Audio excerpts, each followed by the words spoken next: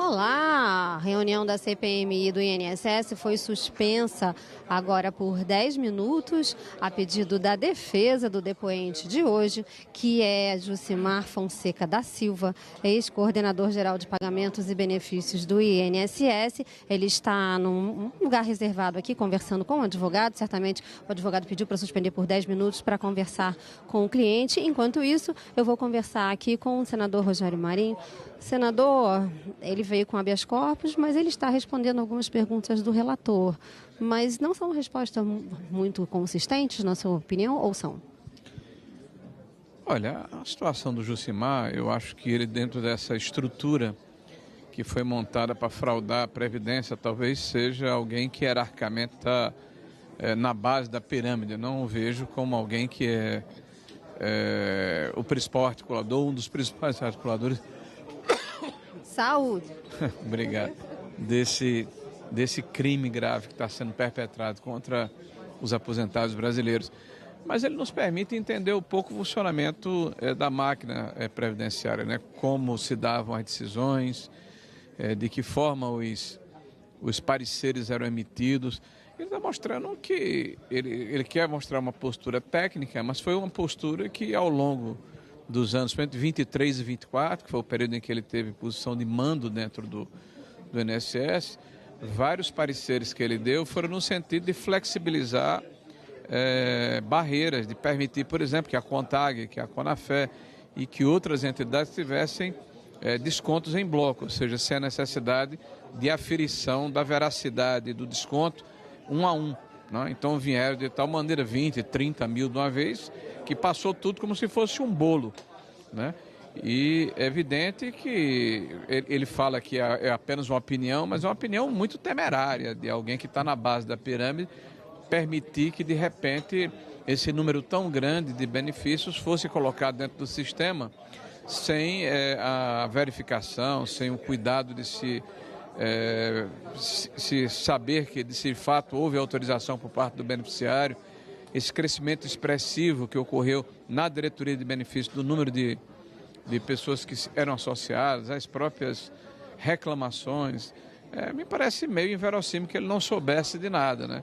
Mas eu acho que ele é mais uma peça nessa engrenagem. Eu não vou fazer aqui juízo de valor, porque todo mundo tem a presunção de inocência, mas claramente ele era alguém, uma ferramenta, né, que foi utilizada para perpetrar esse crime. E eu acho que ele vai ter a oportunidade de se defender, mas a investigação vai mostrar quem foram aqueles que estavam dentro da estrutura e ele era um deles. Sim, até porque ele insiste em dizer que foram decisões técnicas.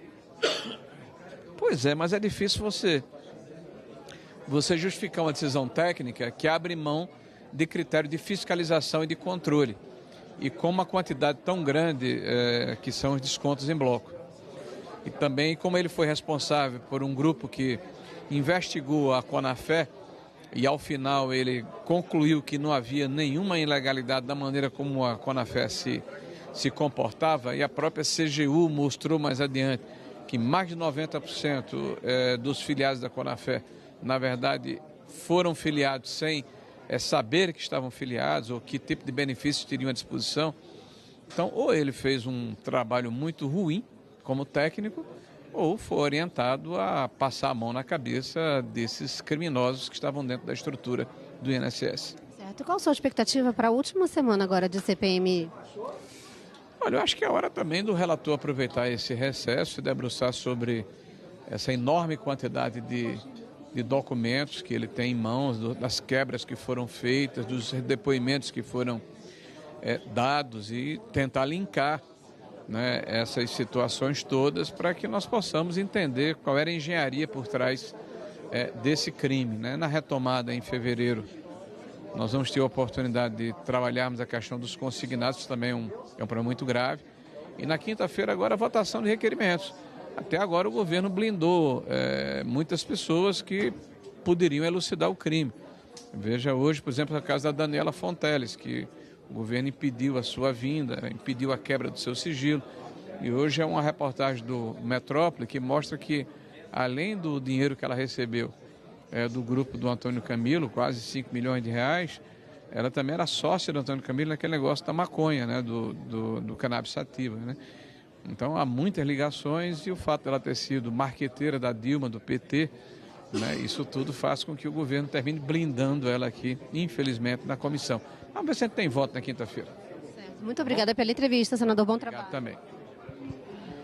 Agora faltam 3 minutos para a reunião ser retomada.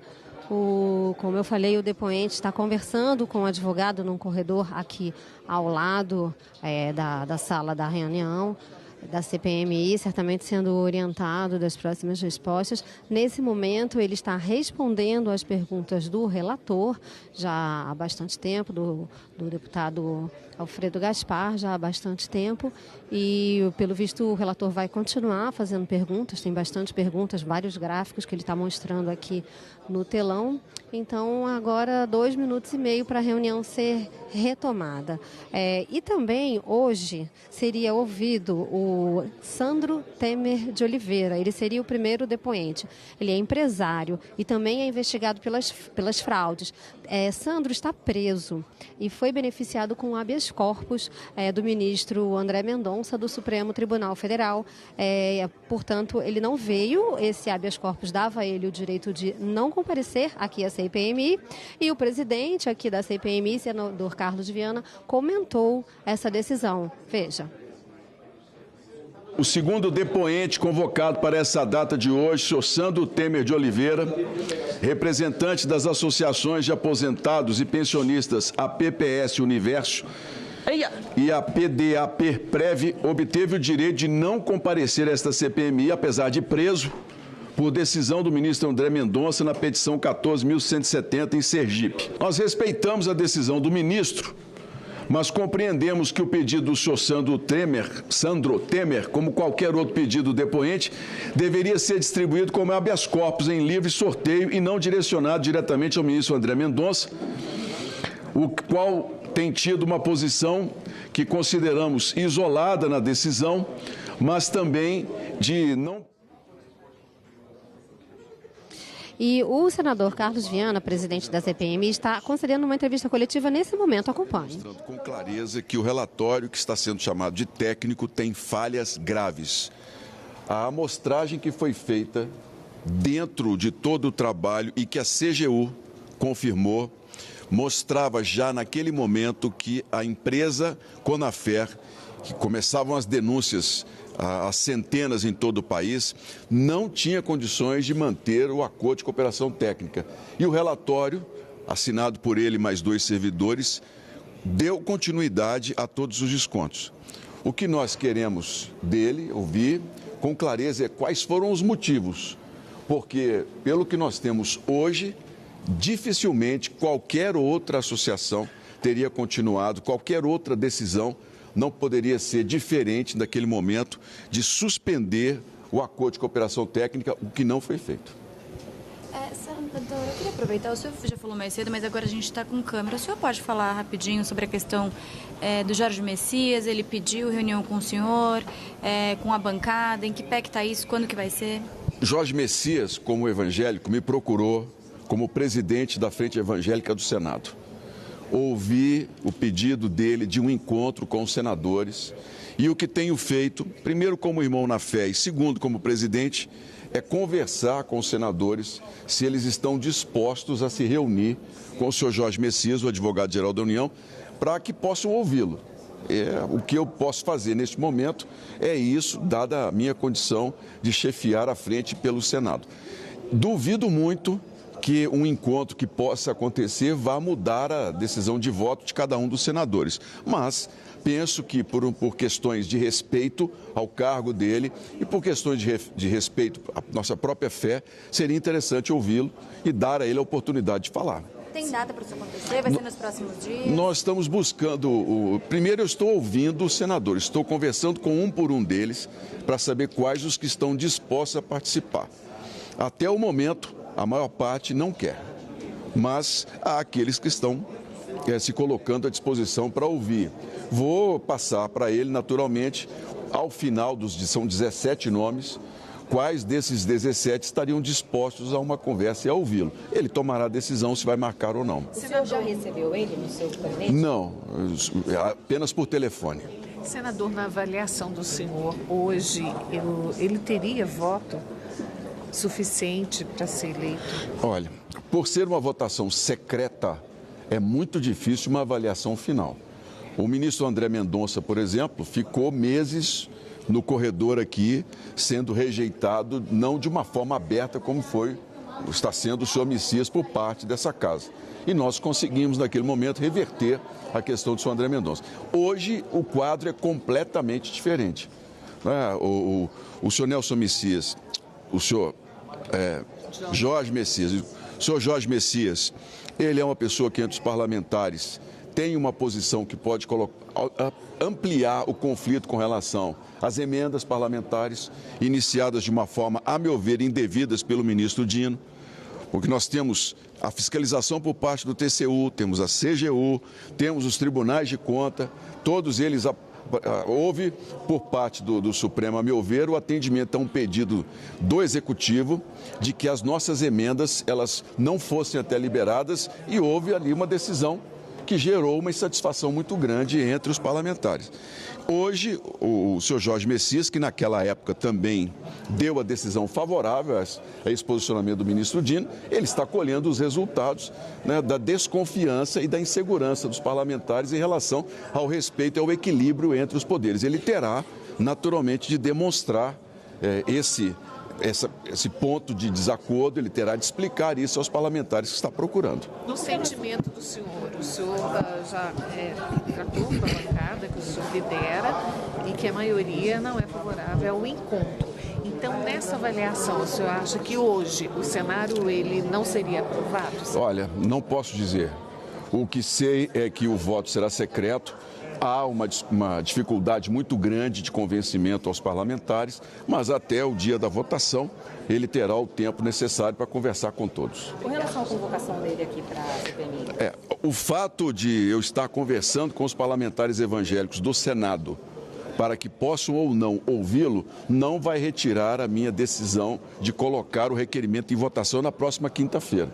Será exposto ao país, cada parlamentar terá o direito de votar da maneira que quiser e nós vamos tomar uma decisão. Eu espero que o requerimento seja aprovado, porque o senhor Messias tem explicações a dar a essa CPMI no tocante aos relatórios com relação à CONTAG e ao Sindinap, que é o sindicato do irmão do presidente Lula, porque essas duas entidades não foram suspensas, ainda que a CGU já tivesse identificado que os descontos eram irregulares. Ele precisa dizer se tomou providências ou não, se elas foram públicas ou confidenciais e, naturalmente, convencer os parlamentares de que agiu corretamente. Senador, se por acaso, durante a sabatina, o Messias for a favor das emendas, aumenta a chance do Senado aprovar a indicação? Ele terá o direito de se posicionar da maneira que desejar. Mas o que, a meu ver, pesa muito é o relatório que já foi feito anteriormente. Terá de desfazer tudo aquilo que escreveu a favor da decisão do ministro Dino. Ok? Muito obrigado.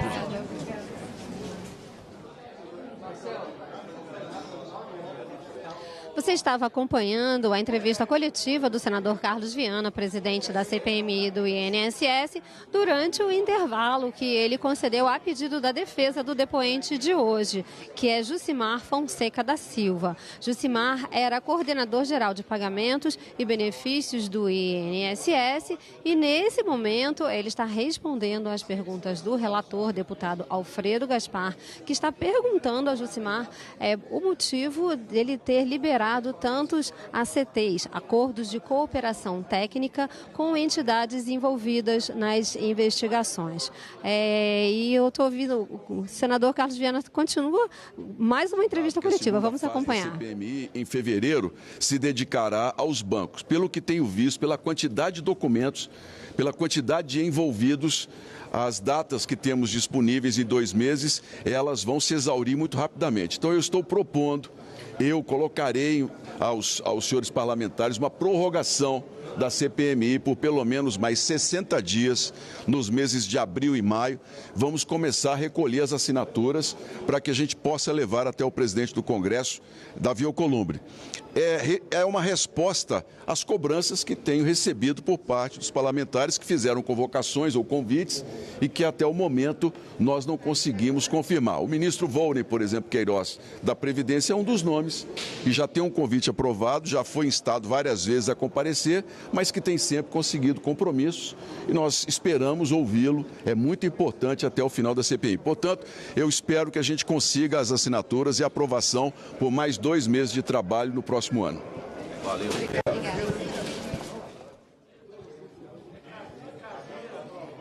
Vocês ouviram o senador Carlos Viana dizendo que vai pedir a prorrogação da CPMI no ano que vem, que ainda tem muitas pessoas para prestar depoimento. A CPMI também vai cuidar dos consignados quando voltar, provavelmente, e ele vai pedir a prorrogação, então, abril e maio.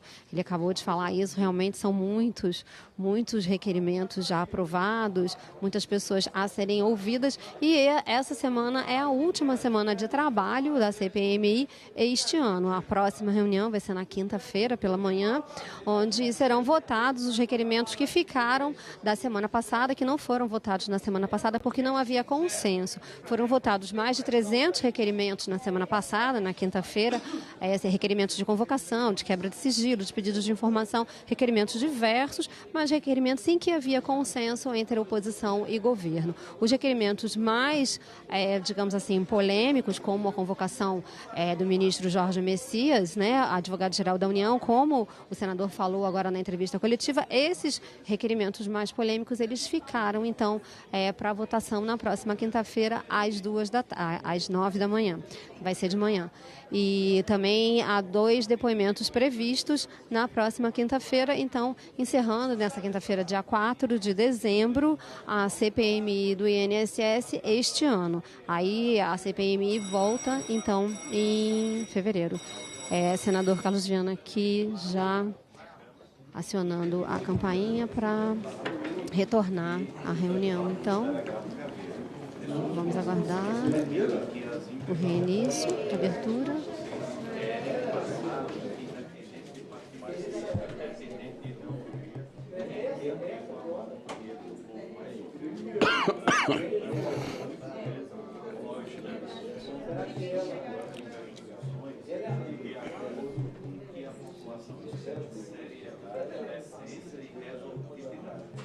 O Carlos Viana só aguardando para retomar. Vamos esperar um pouquinho.